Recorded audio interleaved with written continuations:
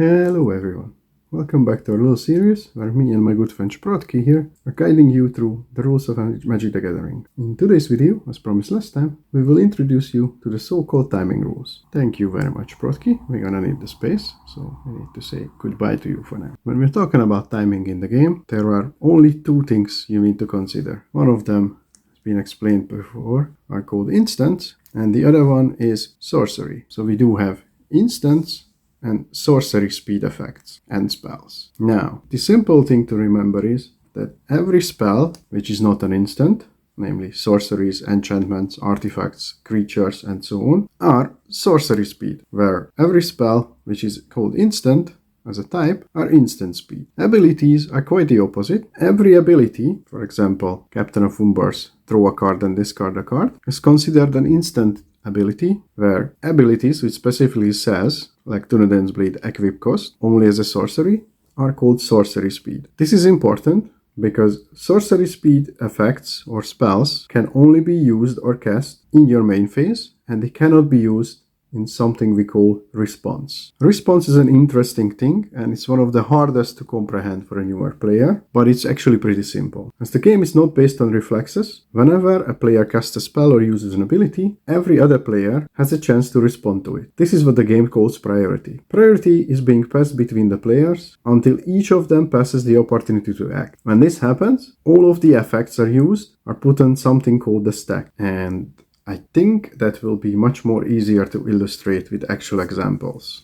So we use the cards we have here already. For the purpose of the demonstration, let's assume that we have infinite amount of mana at our disposal and any number of cards in our hands, right? It is my main phase, and I am trying to attach this Dunedain Blade to my Captain of Umbar. Because equipping can be only used as a sorcery, I'm gonna spend the mana and announce that I am equipping this to this. At this point, if a player has any cards they like to play, they use the magic phrase in response and cast their spells. Let's say our opponent chooses to cast a Smite the Deathless card, which deals 3 damage to target creature, which will kill our Captain of Umbar before it can get equipped and gets its toughness higher, right? So, Dunedain Blade's ability is on the stack, Smite the Deathless spell is put on the stack above it. The spells resolve in a last in first out order, therefore the Smite the Deathless will 3 damage to Captain of Umbar. Once that resolves, Captain of Umbar dies and goes to the graveyard, and the Dunedain Blade stays there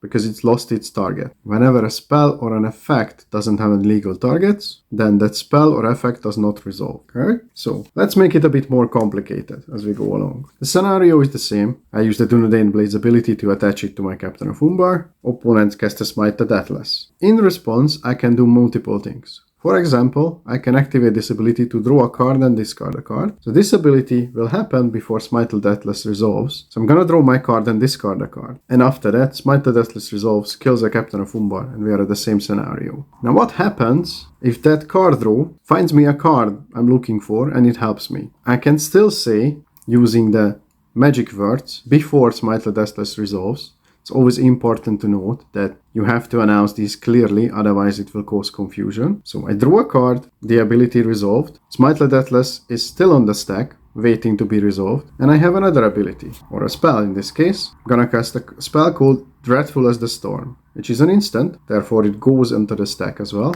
As you can see, which would make our Captain of Umbar's toughness 5, therefore the 3 damage will not kill it. So if this spell resolves without anything, then our Captain of Umbar becomes a 5/5 creature, then it will take the 3 damage, so its toughness will be still 2, therefore it's still alive, therefore can have its Dunedain Blade attached to it.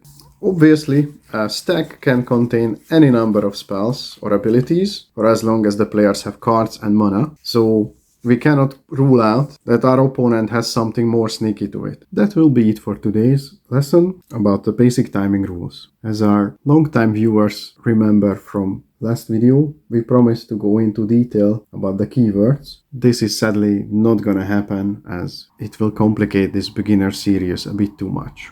We do apologize for the inconvenience caused. That will be it for today's session. As always, if you feel like we left something out or something's not 100% clear, don't forget to ask us in a comment. We're happy to help you, as this is a bit more trickier topic than the previous one. And if you like what you've seen, don't forget to subscribe for more content. The next video coming soon will be about actual playing the game and explaining how a turn works. See you all there. Bye.